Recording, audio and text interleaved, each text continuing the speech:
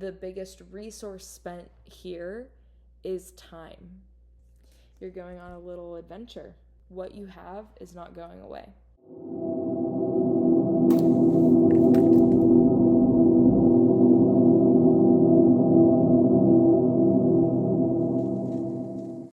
Welcome, Sagittarius, to your January 2026 reading. I'm so glad you're here.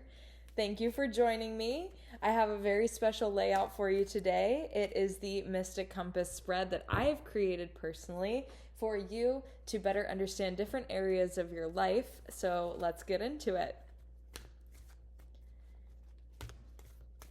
The spread is set out in a compass formation, and I will explain each component as we go along.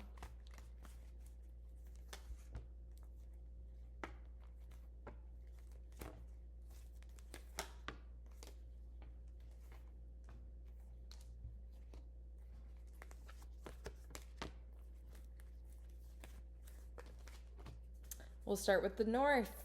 North is representative of the earth element, and this is indicative of anything that's tangible. So this is things that you can see, touch, taste, smell, hear, as well as money and finances, career, and housing. To the east, we've got the air element, and this is represented by anything of the mind. So that's thoughts, focus, dreams, etc. To the south, we've got the fire element, and this is representative of your passions as well as your connection to the divine, God, goddess, spirit, source. And then finally, to the west, we've got the water element, and this is representative of emotions and feelings. At each of the four directions, we've got one card that's more thematic in nature, and then followed by a card that is a call to action for that particular element and direction. Starting with the North, your first card is the King of Cups. Lovely. This is a lovely card, Sagittarius. King of Cups is showing us a divine masculine figure, and this does not have to do with gender or sex at all. This is not specific to that, but this is a divine masculine figure that really knows how to hold emotions, and that is what we're looking at. So maybe you're a person that is able to be a safe emotional space, a safe psychological space for other people at home, in the workplace, or anywhere else that you might go. If you're volunteering, it could be that as well. This is really a beautiful card. What is your action item here? 3 of Wands. Let any projects that you've been working on, let them grow. Let them continue to develop, continue to nurture them, and be ready to put your time and care into those things. The same care that you're showing to the other people in your life, you can also share to your projects. And this is very tangible. Like, these are tangible ways that you can show up for people and that you can show up for your projects. The biggest resource spent here is time. And time is more valuable than money. So make sure that you're putting your time where it's best used. I can't wait to see what you end up doing with that. Onto the east, we've got the 4 of Pentacles. This is representative of greed and hoarding. So because this is in our air element, what ideas or thoughts are you hoarding? What are these thoughts that need to be shared with other people? Or are they thoughts that you need to get out, maybe in therapy, in a psychotherapy session? Are you thinking always about what you're about to lose? Have you built up so much wealth in your life?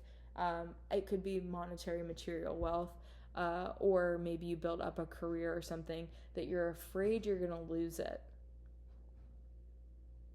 We have two options in life. We can either progress from a place of fear or a place of love. And when we're progressing from a place of love, there is no such thing as lack. Therefore, there is no such thing as a need for hoarding. So let's see what your action item is here. 9 of Swords. This is a lot of anxiety. There's a lot of anxiety around and fear around what you might lose, which I already said. So the action here is to stop your anxious thoughts. If you don't already have tools in your toolkit for doing that, you can find other means, like I said, through psychotherapy, maybe some group counseling sessions or something of that nature, to work through that anxiety. But there's no need. You have so much wealth and abundance, and you're so well positioned from an emotional sense, and you're growing little projects, and that's incredible for you. You don't need to worry about anything. What you have is not going away. In case you needed that reassurance, what you have is not going away. I'm telling you. You have to believe that, though. Now, let's move down to the south with the fire element. We start out with the Hermit. So this is showing me that either you've hermited yourself already, you've been a hermit, you've been closed off from other people in the world, and maybe it's time to break out from there, or maybe it's time that you do hermit so that you can gain more insights as to what is your divine purpose and what are your passions. Maybe you're getting to know yourself. Spending time alone will, I guarantee you, will help you learn to know yourself. And a lot of us need to spend more time alone so that we can learn who we really are. Let's see what your action item is here. Ace of Pentacles. This is asking you to take an actionable step, a tangible step towards your spiritual goals. So that could mean going and walking into a temple or a church or a synagogue for the first time ever in your life, or for the first time in many years. That could also be indicative of creating your own system of spiritual beliefs, because maybe what you believe doesn't exist in written form yet, and this is waiting, and it's waiting for you to share with the world. But this is very beginner steps. Maybe you've been afraid of all things spiritual for a long time, and you've been hiding from it, and you've been completely neglecting that part of yourself altogether. This is your invitation to start opening that up. It could be just going and talking to a friend about spiritual beliefs, or it could be going and walking into a spiritual place. There are many different options for you here. It could be just continuing to look at tarot readings on YouTube until you feel comfortable with whatever is your following step. But I can see this is a struggle of yours, and but it is something that you can do. I believe in you. Let's move on to water.